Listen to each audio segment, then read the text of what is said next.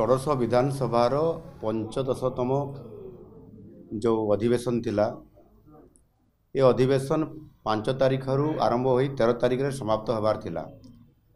मोटामोटी भाव में 7 दिन सरकारी कार्य इथिरे थिला।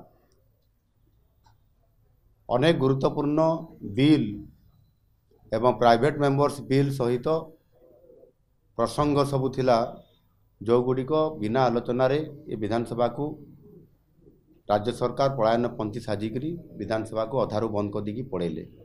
आपण मैंने जानी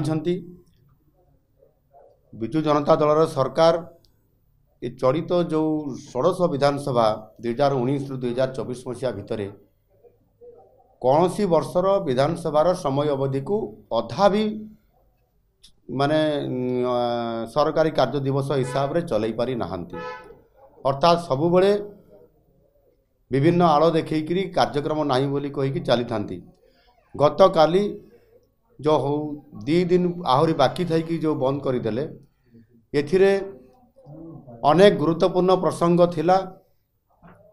सेतिरे श्रीमंदिर परिक्रमा प्रकल्पर जो अर्पण रथ राज्य सारा बुलीतिला जहाँकि श्रीमंदिर परिचालना समितिर एवं श्रीमंदिर जो जगन्नाथ संस्कृतिर नीतिकांति को सेमाने पलट पलट करी जेभली भाव में अरुआ चाउल गुआ सहित उषुना चाउल संग्रह करवा एवं आपंकर दान अर्थ को बिना रसीद संग्रह करी ताकू श्रीमंदिर